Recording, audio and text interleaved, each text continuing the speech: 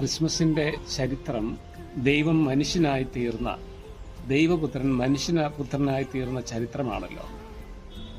വലിയവൻ എളിയവനായി, എളിയവനെ വലിയവനാക്കാൻ വേണ്ടി ദാസന്റെ രൂപം സ്വീകരിച്ചു എന്നാണല്ലോ ക്രിസ്മസിനെ പറ്റി നമ്മൾ പറയുന്നത്. അതുകൊണ്ട് ദൈവം മനുഷ്യനെ ഇത്രയും സ്നേഹിച്ച്, ആ മനുഷ്യനെ ഇത്രയും ബഹുമാനിക്കാൻ, ആദരിക്കാൻ, അവന് വില കൊടുക്കാൻ ദൈവം തിരുമനസ്സായെങ്കിൽ തീർച്ചയായിട്ടും ഈ ക്രിസ്മസ് ഒരു പാഠം നമുക്ക് നൽകുന്നത്, നമ്മെപ്പോലെ നമ്മേക്കാൾ അധികമായി മറ്റുള്ളവരെ ബഹുമാനിക്കാൻ ഈ ക്രിസ്മസ് നമ്മെ പഠിപ്പിക്കുക. അതുകൊണ്ട് മറ്റുള്ളവരെ ആദരിക്കാൻ നമുക്ക് കഴിയണം. ഇന്ന് പരസ്പര ബഹുമാനമില്ലാത്ത, മറ്റുള്ളവരെ ബഹുമാനിക്കാത്ത ഒരു സംസ്കാരത്തിലേക്ക് അങ്ങനെ ഒരു മരണത്തിന്റെ സംസ്കാരത്തിലേക്ക് നമ്മൾ വീണിരിക്കുകയാണ്. അതുകൊണ്ട് ഈശോ ദാസന്റെ രൂപം സ്വീകരിച്ചത് നമ്മളെ വലിയവനായി പരിഗണിച്ചുകൊണ്ടാണെങ്കിൽ നമ്മളെക്കാൾ വലിയവരായി മറ്റുള്ളവരെ പരിഗണിക്കാൻ ഈ ക്രിസ്മസ് നമ്മെ പഠിപ്പിക്കും.